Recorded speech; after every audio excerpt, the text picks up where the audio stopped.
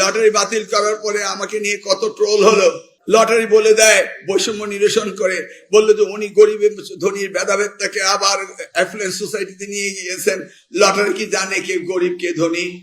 আমার কচুয়ার ছেলে মেয়েরা ভিকারুননিসে ভর্তি হওয়ার জন্য লটারি খেলতে যায়, কারণ যদি লাইগা যায় তাহলে ঢাকায় বাবাকে বলবে যে বাসা বাড়াবেন। বুঝতে পারছেন তো? এই যে হাজারো সমস্যা, লটারি উইথড্র করা হয়েছে এবং এরপরে আমাকে বলা হয়েছে আমি কোচিং সেন্টারকে নাকি প্রমোশন দিচ্ছি, কারণ আমার সংসদে হাসান আব্দুল্লাহ মাননীয় সংসদ তিনি এই প্রস্তাবটি করেছিলেন। এটার উপর তো আমার হোমওয়ার্ক আগে থেকে আছে, আমিও রেডি ছিলাম উইথড্র করবো।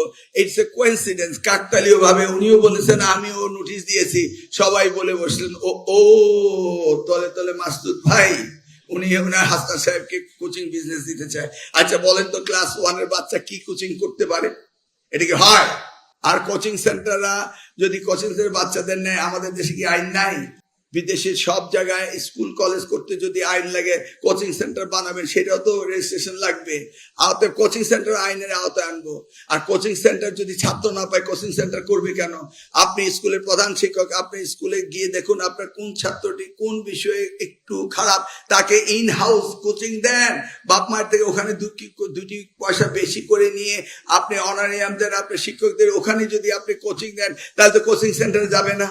কোচিং সেন্টার যায় কেন? আমাদের শিক্ষকরা ফেইলিউর হওয়ার কারণে তো যায় নাকি? আমি আবার বিশ্বাস করি না শিক্ষকরা ফেইলিউর হতে পারে, কারণ 2001 সালে নকল যে বন্ধ করেছিল, আমি তো আমেরিকা থেকে শিক্ষক ইম্পোর্ট করিনি, করেছিলাম? আপনি তো নকল বন্ধ করেছিলেন।